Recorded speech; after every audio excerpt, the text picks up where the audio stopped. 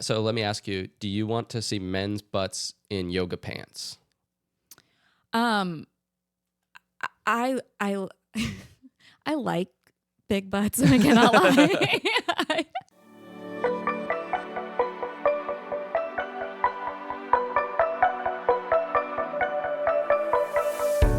Hey there, sexy techies. Hey, everybody. Happy New Year, everyone. Happy New Year, 2024. Woohoo. It's going to be a good one, I think. Oh, why? I don't know. Oh, just a feeling. I mean, why not be optimistic, right? Exactly. Yeah. It's, what is it called when you put it out there and in the universe? Oh, like you're manifesting it. Yes. Yeah, we did, with like Deja Vu, we had that same exact conversation. I know. I can never remember that word. On another episode. Yeah. And we also had that same conversation pretty recently, and I still can't remember the word. Yeah. Let's manifest a great 2024. I think it's going to happen. All right. So I hope everybody's well rested. Got to spend some time with family and friends. We've been resting, except today's New Year's Day. We didn't exactly take it easy last night, No. unfortunately, today. I want to rest more, honestly. Yeah. But we did make a change to the podcast over the break. We did. So we have new podcast cover art. So if you're listening on Spotify or anywhere you're listening, you should see a new design for like our podcast logo. Yeah. Check it out. It's really exciting. Yeah, it's a little more professional. So when we started the podcast, we really were thinking of it as an MVP, like when you're building software, like doing product development or product management. It was a minimum viable product, right? Like we didn't know if we were going to like it. Right. We didn't know if we were going to be any good at it. We didn't know if anybody else would like what we were putting out there. So we didn't invest very much. May made our logo in PowerPoint, I think. Yeah, that is how I design things. We bought some equipment that was relatively inexpensive just to test things out. And we made it through season 1 and we enjoyed it and people are listening. So we figured we'd invest a little bit into it. And so we got a new logo. I also got a few other things for the podcast. So I'm if you're watching on video, I've got new headphones. They're more comfortable. I got them as a Christmas gift. My brother Matt also got us this sweet new audio interface here. Yeah. I don't know if you can really see it. It's kind of hidden behind our computers if you're watching, but it does some really cool things. Like I don't even know all the things it does yet, but I know that it can make my voice sound like this, which is pretty cool.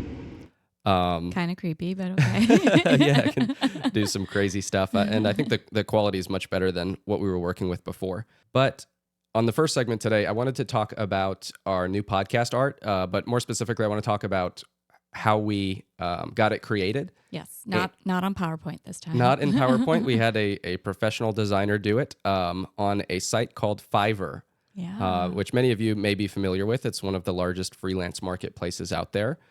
So I wanted to cover a little bit of Fiverr's history, a little bit of the freelance industry. Cool. And how much background do you have on Fiverr? Like, have you ever bought a gig on Fiverr? You ever purchased anything on Fiverr? I didn't know it was called buying a gig. Oh, okay. I just thought it was like buying someone's services. Yeah, they call them gigs, but Yeah. it's a project. That makes sense. Yes, we've used them before for some graphics that we needed to have done. Oh, okay, cool. Yeah, that's what I've used these marketplaces for before, generally too. Graphics, a little bit of programming help sometimes in the past. But so the freelance market itself is enormous and it's growing fast. So currently there are 58 million Americans freelancing every year, and they are making a combined $1.4 trillion each year. For freelance. Freelancing, yeah, offering their services on a freelance basis. Freelancing is projected to become the largest employment segment in the U.S. by 2027. Wow. So more people will be freelancing than like full-time employed. That's interesting. By an employer, yeah. It's pretty cool. Yeah. So Fiverr was founded in 2010 in Israel by two guys, Mika Kaufman and Shai Wininger. So Mika and Shai were friends, and Mika had some, he had founded a few companies before, and he and Shai were talking about like what they wanted to do next. And they had these like weekly idea sharing calls about businesses that they could start together, which, you know, anybody who's entrepreneurial probably knows what that's like, right? Like you get an idea, especially if you're, you know, are considering starting a company with someone, or even if you just like to bounce ideas or, you know, like what if we did this, right? Like what if we started this company? So they had these phone calls, and Fiverr came out of one of those phone calls. And it was one of those ideas, Mika described it, where, you know, you sleep on it and then you wake up the next day and you're still thinking about it. And then, you know, you wake up the next week and you're still thinking about it. And so, you know, those are the kind of ideas that you want to sort of lean into. And people would say like double click on these days. I feel like everybody says double click. Who's everybody? Okay, never mind. So their goal from the beginning was to make working with freelancers as easy as buying something on Amazon, basically. Okay. And I guess I should explain how Fiverr works for anybody who hasn't used it before. So Fiverr is a marketplace for purchasing freelance services. So the way that it works is you go on to the website, it's fiverr.com, and there's 2 R's in Fiverr, and you browse for gigs that match what you're looking for. So they offer services like design, programming, video editing, marketing, translation, writing, See, all different types of services. I didn't know anything else about Fiverr except for graphic design. So that's interesting to know that they also do like video editing and translating. Oh yeah, there's I mean basically anything that you can think of to outsource to somebody else to do, like you could get it done on Fiverr. Like if I wanted to write you a song for our anniversary, I can go on Fiverr and someone can write us a song. Probably. I mean, I bet somebody offers a gig to write songs for people. Check it out. I don't know. Interesting. So like I can be a Fiverr freelancer and come up with hashtags for people's like weddings and birthdays and events. If there's a market for that, if people are willing to pay for it. I think they are. I'll test the waters. Okay, interesting. Didn't realize it was for just so much more than just graphic design. So that's cool. Yeah. So you start by, let's say you find somebody who's offering a service that you're interested in. You can see their profile. You can see their picture, their name, where they're from, like what country they're from. There's a lot of US-based, but also international freelancers on Fiverr. You can see a description of the gigs that they offer and the price that they charge. You can see their previous ratings to determine, all this stuff to determine if they're the right fit for your project. You can message the seller if you have questions. You want to make sure that they can do something for you. And then, when you find the person that you want to work with, you place an order by providing the project details and requirements and then submitting your payment. Once the seller delivers your work, you can review it and request revisions if you need any revisions to the work, if necessary, or if you're satisfied, or once you're satisfied with the offer, you mark it complete. The payment is processed, and you can leave a rating and feedback for the seller. Okay. So the reason it's called Fiverr is at the beginning, every task or gig on the marketplace was priced at $5. Oh, interesting. I had my theories, but that wasn't it. What was your theory? It's like after they complete a gig and their work is great, like you give them a high five, like a high fiver. Oh, high fiver. Okay. Or like a 5-star rating. Oh, yep, that too. Some sort of validation with a 5 in it. Maybe those are other meanings like behind it. But yes, initially every gig cost $5. Okay. So like that was a requirement to be on the platform as a freelancer. You had to price your gigs at $5. So they went like really far down market at like, small businesses. This isn't targeted towards the enterprise, right? That like, you can think of like how small a project would have to be and like what kind of quality you're looking at for $5, right? Mika said, I was listening to a podcast that Mika was interviewed on, and he said that when he initially told people the idea, a lot of the feedback he got was like, who would be willing to do work for $5 and what type of work could you possibly get done for $5? Like thinking there was no market for that. And that turned out to be entirely wrong. There was a huge market for people willing to do that work and people, looking for work that would cost $5. Yeah.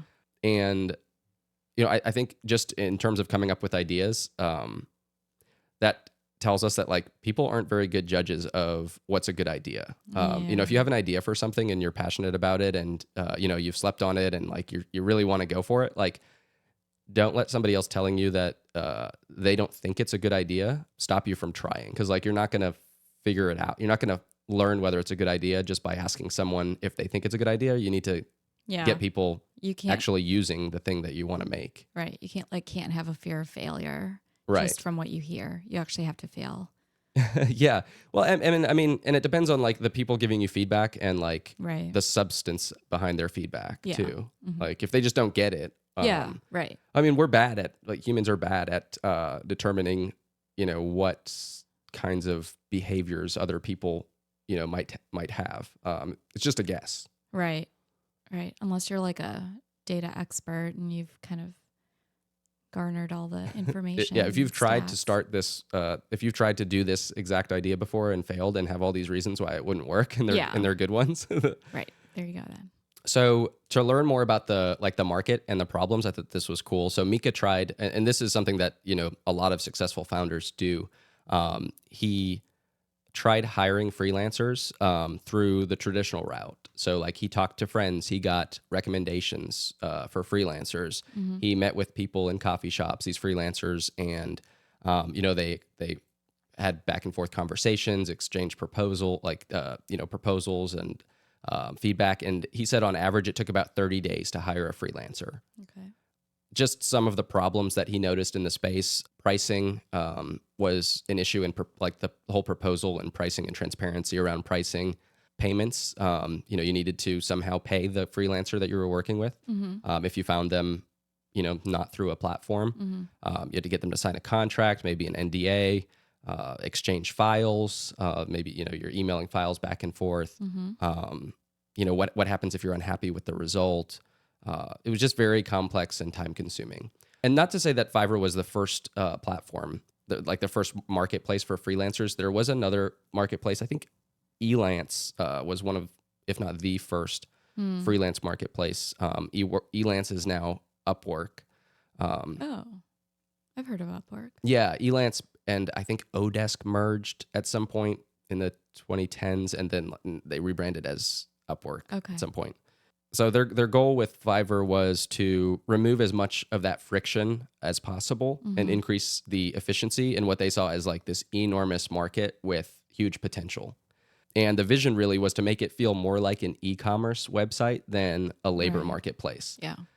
And that's why that's why you list gigs on Fiverr. So it's almost like when I go on looking for something, I'm looking at a product that you're offering. I mean, it's a service, but like it's unlike on Upwork where like you have all these people who do, let's say, web development, and I have to give them my requirements and they come back to me with a proposal, with a price.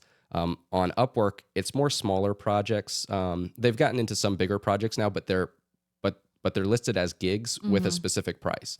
So like when we got our logo designed, I paid up front. It was like $90. I knew that was going to be the price. I know that's the price that seller charges everybody. There was no negotiation. I like that about Fiverr when you're working, when you're looking at small projects like that. Right. So after they built Fiverr, they built the platform. The average time for a buyer to find a freelancer and place an order on Fiverr now is about 15 minutes. Oh, wow. Compared to the 30 days or so, the old way, like the old fashioned way. Wow. Which is pretty crazy, the amount of value that provides. Definitely.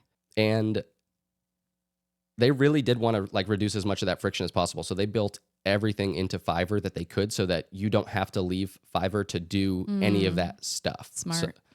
So obviously they built in payments, chat, video conferencing. So you can conference with your freelancer through Fiverr, contracts, file exchange, a rating system. They really, and they compare themselves to sites like Amazon and even like Airbnb and Uber, where, they took this kind of stodgy industry with almost like a broken system where the marketplace dynamics weren't really there. Right. Like think about Uber. Think about like ordering a taxi cabs, back in the day. Oh my goodness, yes. Yeah, your options were either, if you're in a city, you can go wait on the street Right. and hope one drives by, Right. which really only works in huge downtown areas. I was just gonna say the only time that I ever like raised my hand and a cab instantly got there was New York City. Right. Like yeah. it wasn't even like that in DC. No, right. It was very challenging. Or you call and Right. that was a terrible experience too. It's like they never Absolutely. showed up, or like Right. the Or, like- zone system. Yes. Or even if it was like New Year's Eve, like you knew that you're gonna call and you're gonna wait for somebody to answer. And Oh yeah, for like an hour sometimes, yeah. or they would just never answer. Yep. So they wanted to do to freelancing what those companies did to that experience. Yeah. I get it. So now, like the company's still called Fiverr. $5 is no longer the price of every gig. $5 is the minimum price for a gig, though. I was looking. It looks like the average is about $100. More or less, depending on what type of service you're looking for. Okay. And some go up into the thousands. Okay. But just on average, it looks like about $100 is what most people are charging for their gigs. Fiverr makes money by taking 20% of the cost of the gig, and a 5.5% service fee that the buyer pays. Okay. So, like, if a gig was $100, the seller would get 80, Fiverr would get 20, and then Fiverr would get another 5.5% on top of that. So I would have to pay $105.50. Yeah. Right. Okay. Are you able to tip the Fiverr vendor? You are. And actually, after they complete the order and you approve it, it actually asks you if you'd like to tip. It says it's customary to leave a Okay. tip. So up to this point, Fiverr has raised 5 rounds of funding, and they raised over $110 million in those funding rounds before they went public in 2019. So now they're a publicly traded company on the New York Stock Exchange. Their current market cap is just over $1 billion. In 2022, they made $337.4 million in revenue, which was an increase of over 13% from the year prior. Okay, yeah. Each year, they seem to be growing at a pretty high rate. Yeah. They're still not profitable as of 2023, Interesting. but they expect to turn their first profit in 2024. Oh, this is the year. Yes. They are a huge part of the gig economy. Over 830,000 active freelancers are on Fiverr. I thought it was interesting. Mika actually attributes at least some of their success to timing. So they started in 2010, which was around the time millennials started entering the workforce. Okay. I know it's going. Yeah. So, and millennials, there's sort of a change in career paths and trajectories. A lot of shorter duration jobs Right. versus staying at one company for your entire career, or 20 or 30 years at least. The rise of contracting. Uber was founded in 2009, for example. A lot of people becoming more comfortable piecing together different jobs and income streams Right. to earn a living instead of just working for one company. Yep. And so Fiverr sort of rode that wave and that shift, which a lot of successful companies do, and whether they mean to or not. Sometimes they're lucky. Sometimes that they know that the shift is coming. So for anybody looking to start a company, if you can latch on to one of those waves early, Right. That that's was smart. yeah, definitely. But for anyone thinking of building a marketplace startup, know that success in building a two-sided marketplace is extremely difficult. There are a lot of challenges that you face when building a marketplace that you don't face building other businesses. Okay. One of our products, we tried to build a marketplace at the company that I founded. Yeah. And it may not seem like they're so difficult because we hear about a lot of the marketplaces out there. Like if you think of, like the average person probably uses half a dozen of them. Right. Uber, Airbnb, Etsy, all of these are marketplaces, and they had to start somewhere. They all had to get past that chicken and the egg problem of like, when you start from zero, how do I get enough sellers on the platform when there aren't any buyers? And how do I get enough buyers on the platform, until I get enough sellers to provide the services. So you've got to get through that, and you've got to get enough traction to sort of get that flywheel going to sustain itself. Mm-hmm. Competition can be really tough, especially if there's like a clear name brand winner in the space, and margins can be really low. I think that's one of the reasons that Fiverr is probably not profitable yet. I mean, they're taking a percentage of the fee, right? Yeah. And they can raise that, but they're going to piss off a lot of people. And I think they have raised it. I think I saw that it was previously 14%, and now it's 20%. I know. I kind of balked a little bit at when you said 20%. I thought that was like kind of a big cut.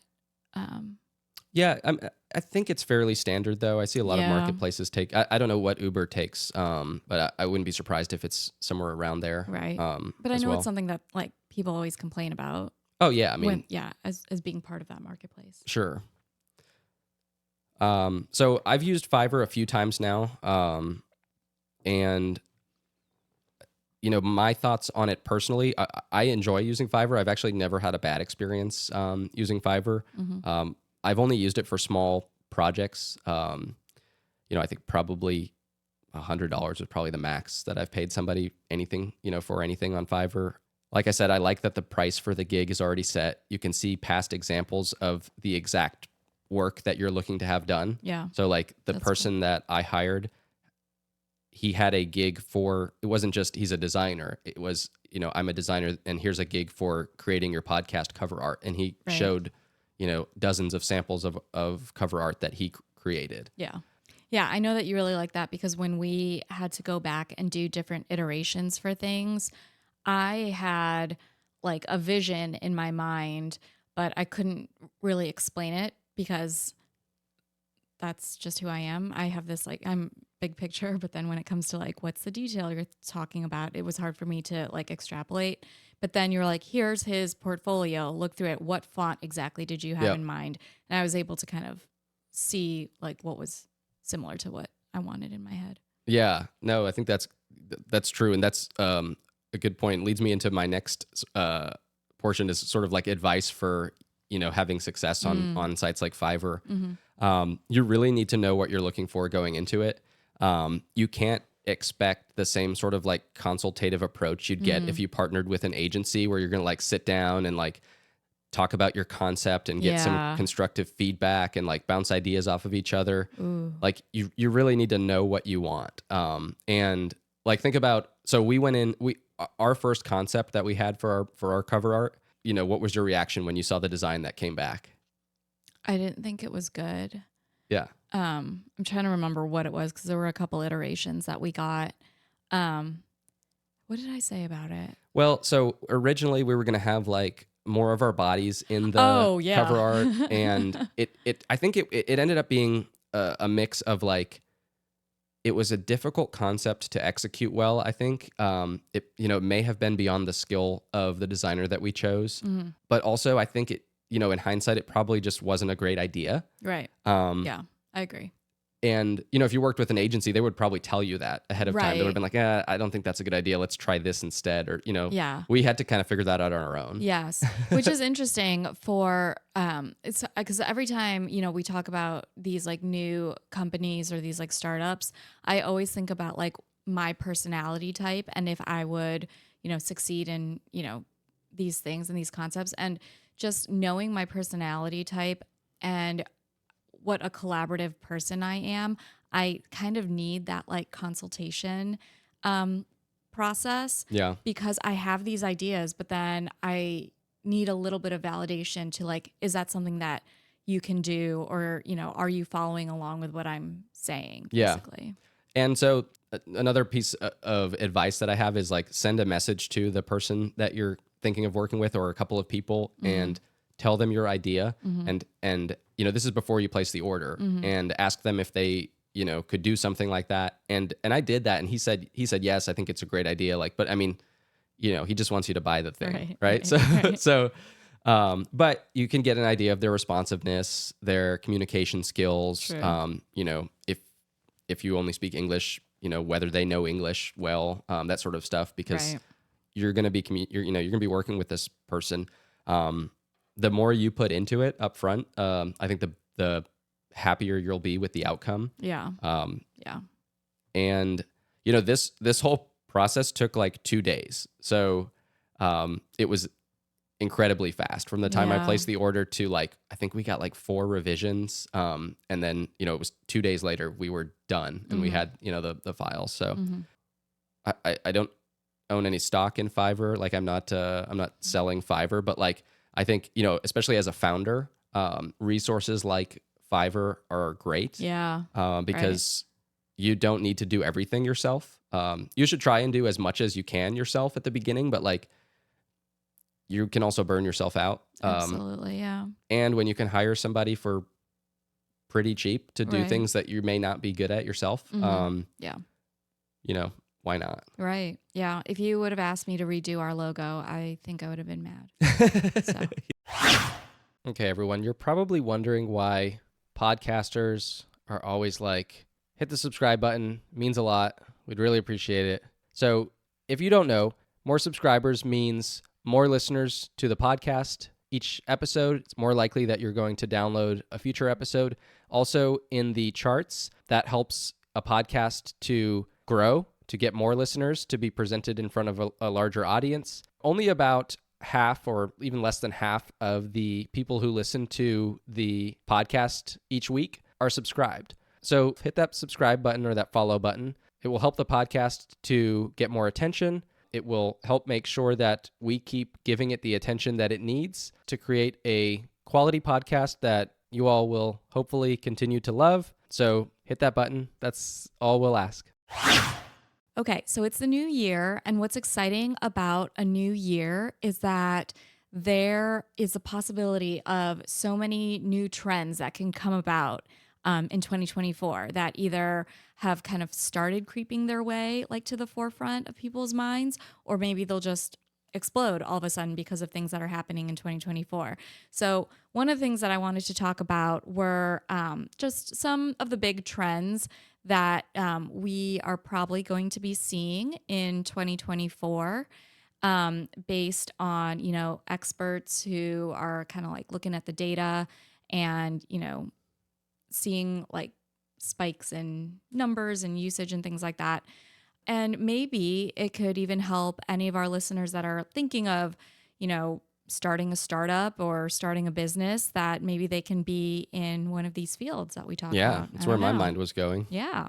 So there's no rhyme or reason to this list that I have. I'm only going to highlight 3 trends that I saw from like different articles that came up. But so the first one, I wanted to kind of just like start a little, light, and wanted to get kind of like to the bottom of things. Okay. And what I mean by that is the trend of butts. Like Bum bums. asses. Asses. Okay. Gluteus maximus. All right. So, and when I say butts, I'm not talking about women's butts. I am talking about the big fitness trend for men to have big butts. Have you heard of this? Have you heard that this is becoming a thing? No, but I would like to say, Sorry. So I started working out a lot more in 2023. Okay. And I That was yesterday. learned, yes, as I was yesterday, but like mid 2020 or early to mid 2023. And, I had always neglected my glutes in my workouts, and I learned how important the glutes were to your body, especially when you're dealing with like chronic pain and back pain and things like that. So I would like to say I don't know if I started this trend, Okay. but I was definitely in early. Okay. Well, I mean, it is something that experts have noticed is definitely there's a rise in number of men focusing on glute work at the gyms and with personal trainers. They're seeing that, at the gyms, the squat racks and other like glute focused equipment is what's in high demand now. I mean, I think, a couple years ago, it was always like the elliptical or the treadmill, for cardio, but they're kind of seeing that like the glute equipment is being monopolized these days. So they're also seeing that Pilates and yoga classes that traditionally focus on, ass work.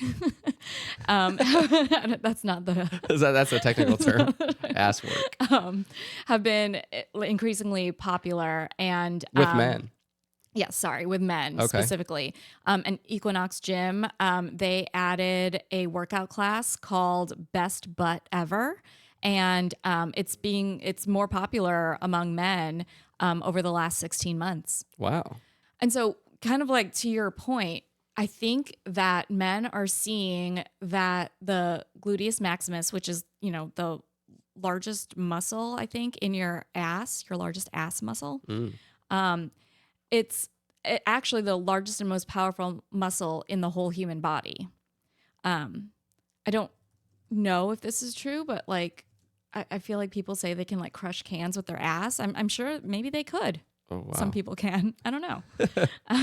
Did I make that up? I'm not sure. I don't know like why, who's tried, but sure.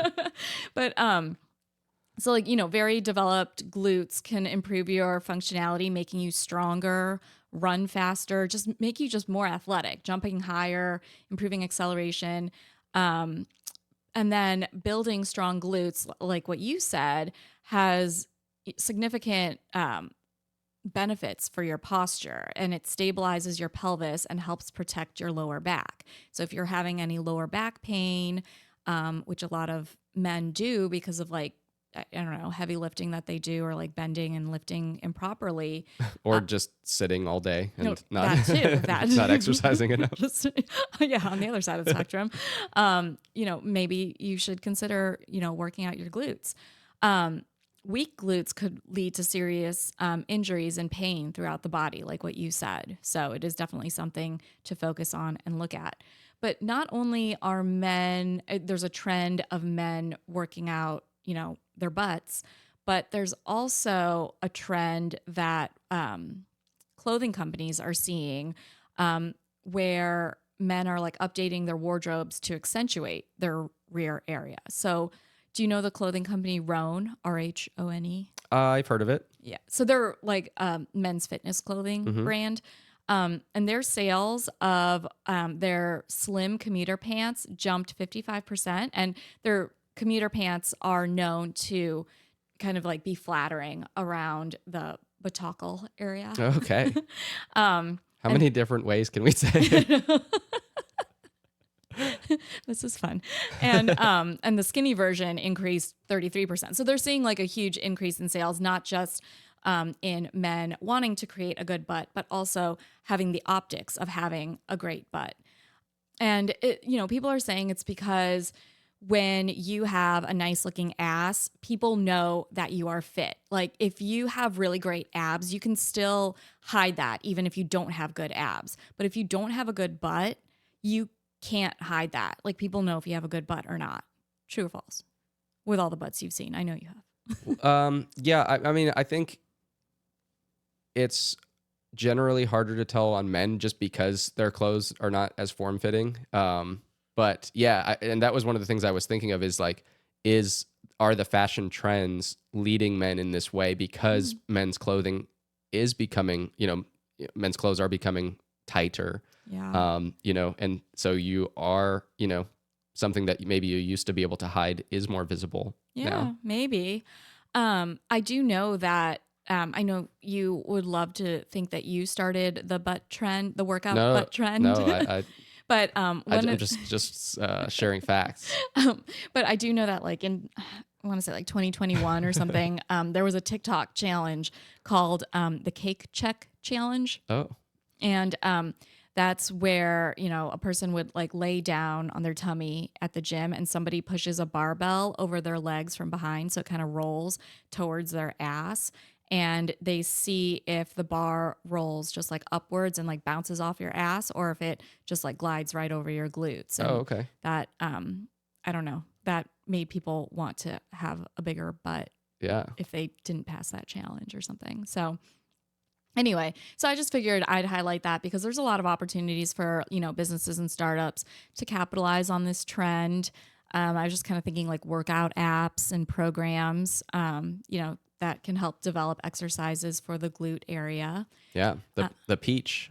Yeah, the peach. Yeah, Is that what we're gonna call I haven't it? said. Well, isn't that that's the like icon, the Yeah, emoji that yeah, you use, right? yeah, exactly. Yeah, so someone can start an app called the Peach, and it's all about butt workouts, and maybe it could be like a whole or social network where people compare peaches. I don't know. Yeah. No, I mean, I have seen at least one. I'm sure there are plenty of Instagram influencers too who like target. This is more towards women, I think, Right. but like target women who want to work on their butt specifically. Yeah, yeah, and even influencers that sell clothes made for basically women's asses. Like there's leggings that can really like accentuate, your butt cheeks more. Yep, targeted ads for you maybe. So, and that was the other like business idea. I was thinking that, there's more clothing breakthroughs that have helped define women's butts. And you can also translate that maybe to men's clothing as Roan kind of has already started doing. But maybe there's other breakthroughs that can be out there for men's butts. Yeah. So let me ask you, do you want to see men's butts in yoga pants? I I like big butts, and I cannot lie. I would not mind that. I wouldn't. Interesting. Yeah. Okay. Well, I mean, we'll see if that happens. Yeah. I mean, if you started walking around in yoga pants, I'd be like, yeah, Oh, no, I'm not cool. going to be the trendsetter in this area. We'll see. Talk to us in a year, and you're going to be like, hey, I just got these yoga pants. Yeah. Maybe, but I'll be late to the party. Okay. You just want to see it like all like work out first before you hop on. Got it. Okay. And so another trend, while we're kind of talking about bodily aesthetics, something that has just exploded this year, and I can see it becoming even more of a trend in 2024, is weight loss medications, right? Yes. So which one huge business comes to mind when you think of weight loss medication? The Ozempic. Yes. Ozempic. And that is it's something that's been known. I don't know. It's like this household name now, like on our street. Like everyone is talking about how housewives are like on Ozempic because they want to lose that last 10 pounds before the event or the party or whatever. And like people are kind of getting on these, medications that are supposed to be for diabetes. So what like Ozempic and these weight loss medications are, it's a GLP-1 receptor agonist. And so GLP-1 is a glucagon-like peptide receptor agonist. Before 2012, there were only a few weight loss medications approved by the FDA. But recently, it's just become approved for weight loss. And people have kind of been trying it as they were treating diabetes. So like Ozempic it's originally a type 2 diabetes medication to help lower blood sugar in patients. It acts on a receptor in your brain to tell your body that you're not hungry, and it helps to optimize the control of insulin levels. So there's Ozempic, but that one, the FDA approved version of Ozempic that is approved for weight loss and not just diabetes is actually called Wegovy. And I don't know if you've heard of that. I've read that. I still call it Ozempic, though. Right. And I think that's what that's what I'm learning. And maybe I'm just like late to the party, but like I just figured everyone was on Ozempic and they're just using like diabetes medication, but really there is the Ozempic for weight loss, and that's called Wegovy. And it's this injection that's approved for use in adults and children aged 12 years old or more with signs of obesity. Another medication that is out in the market is called Mounjaro. Have you ever heard of that? Yeah. I didn't know that was in the same class. Okay, yeah. So that's a once-a-week shot. It is a GLP-1 and a GIP receptor agonist. GIP is glucose-dependent insulin, or tropic polypeptide. So both GIP and GLP-1, they're gut peptides that enhance increased insulin secretion after you eat something. Oh, So okay. after like oral nutrient intake. It's already been approved and indicated as like a supplement to diet and exercise to improve glycemic control in adults with type 2 diabetes. So Mounjaro is approved for diabetes, whereas they just had an FDA approved one for weight loss, which is called Zepbound. Okay. So that's the Mounjaro for weight loss, basically. Cool. And, you know, these things are not supposed to be for people who want to just lose that extra 10 pounds before their wedding, or, you know, just feel like they just need to like use it, lose it, and then forget about it. It's really for people who have tried all different diets, all different exercises, and just have come to like their last And are actually obese. and right? are yes and or borderline obese, or like are getting to Sure. the obesity level. So, you know, it's not recommended for people because there's also, it's just so new that people don't really know like the big complications right now, Right. or any longer term side effects. exactly right. Although people have been on it for diabetes for a long time, right?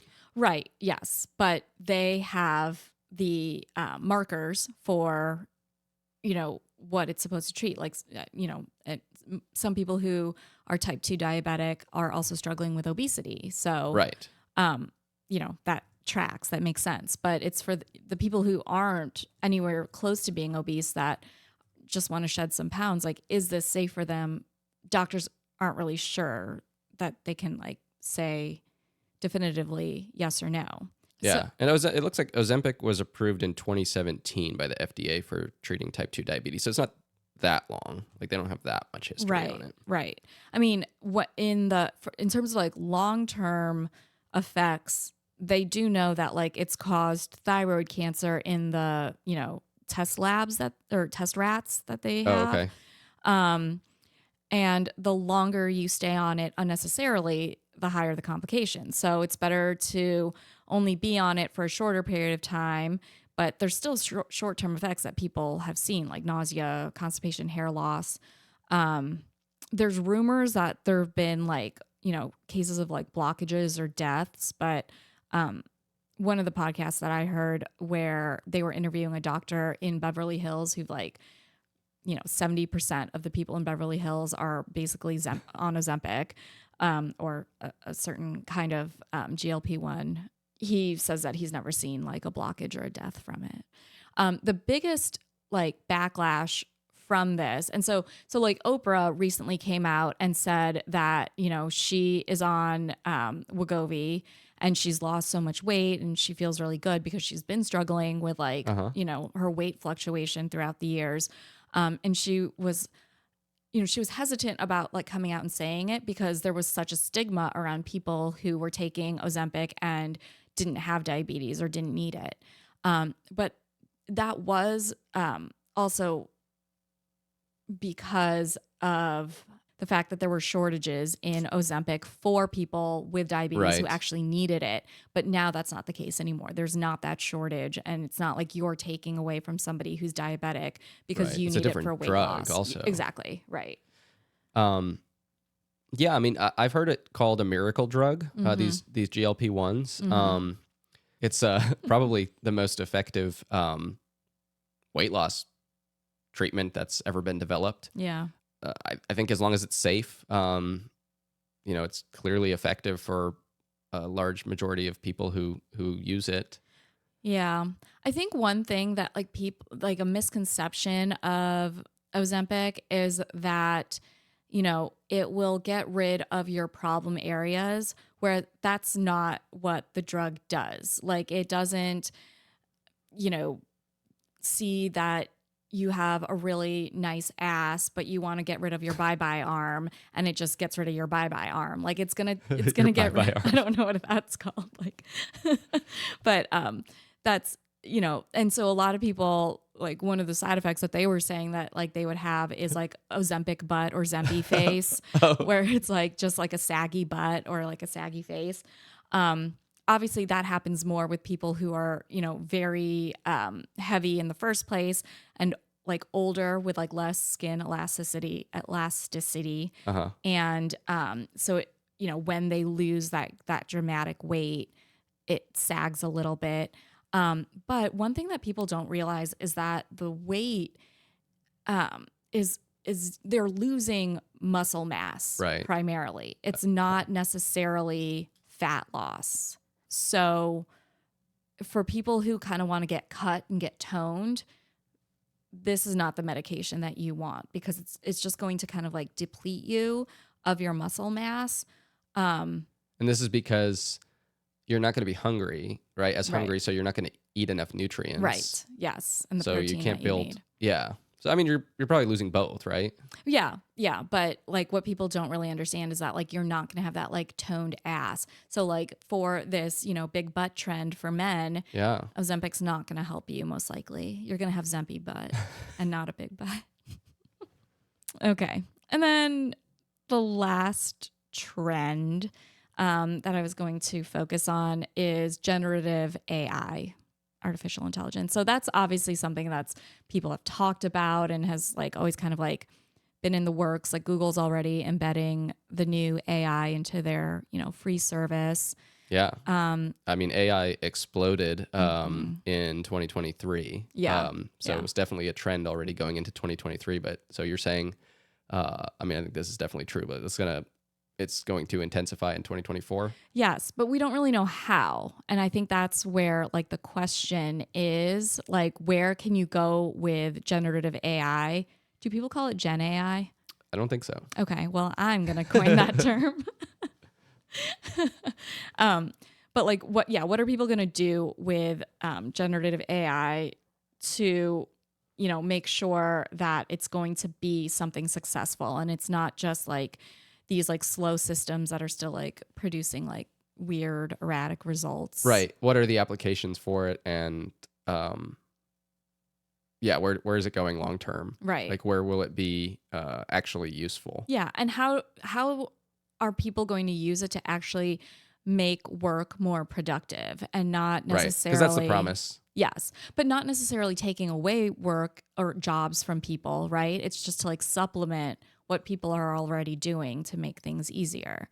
One of the things that I was exploring, because I was recently talking to a college student, and this is something that I don't really know a lot about, is that how now high school and college students are using generative AI tools to basically like write their essays and do their homework and all of that. And so where at first, anti-plagiarism software was out there like targeting AI generated content,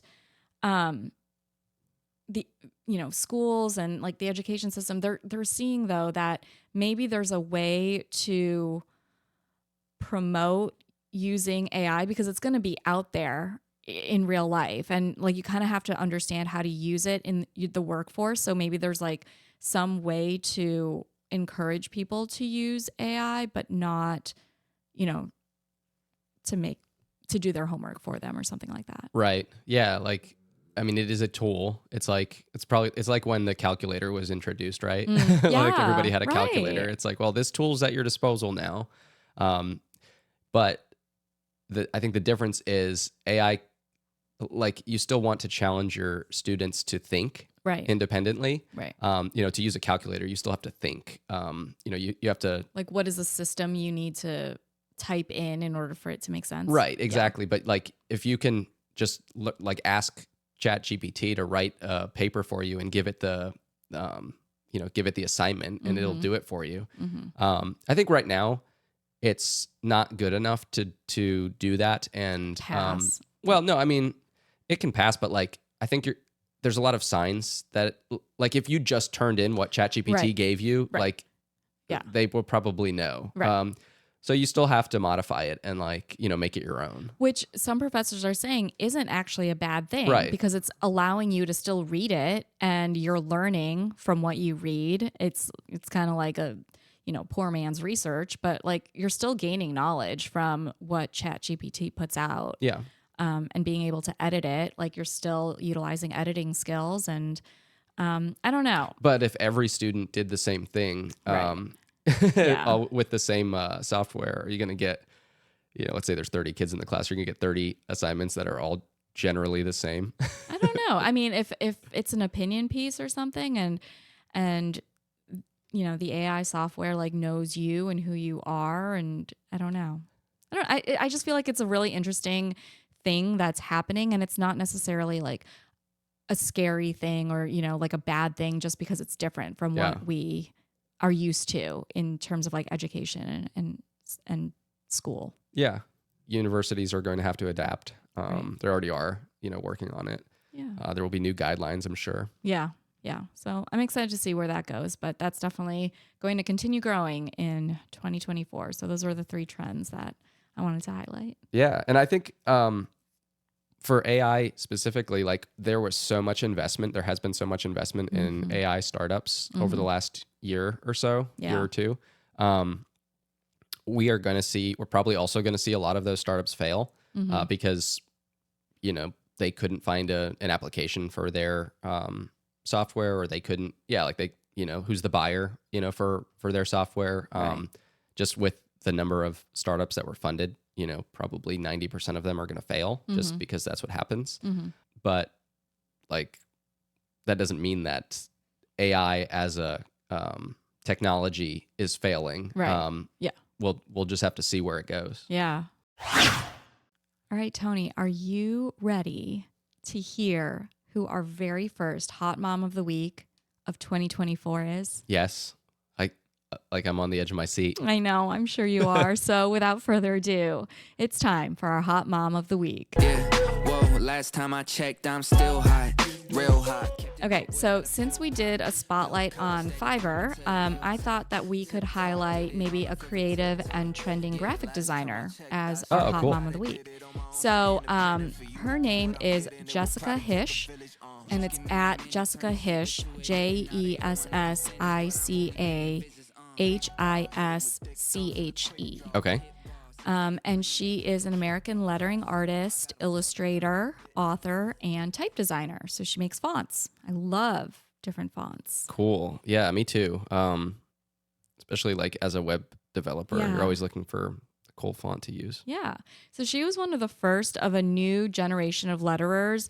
And the present day flourishing of the lettering arts can in part be traced back to her emergence. So her bio says, if you ever ask yourself, should I work for free? Jessica created a flowchart for that. She follows a philosophy that she coined procrasti-work, in which she does side projects with passion until they become projects that pay. So I think that's pretty relevant to, startups and the freelancers that we kind of talked about. Along the way, she's merged the visually innovative with practical business acumen, and she's become a mentor and an influencer to creatives of all types. She also created a website as another side project called Don't Fear the Internet, and that's a tutorial website that teaches basic HTML and CSS to beginning web designers, and she co-created that with her husband, whose name is Russ. She lives in Oakland, California, with 3 children, ages 4 to 8. Pretty cool. I'm looking at her on Instagram. She's got some cool stuff. Yeah, she's really talented. And I just love that she kind of works via her passion first, and that's what drives her to, create revenue. And that's why she is our Hot Mom of the Week. Nice. Well, that's all we've got today. If you enjoyed the episode, hit the subscribe button. And reach out on social media. .coms And Hot Moms. signing off.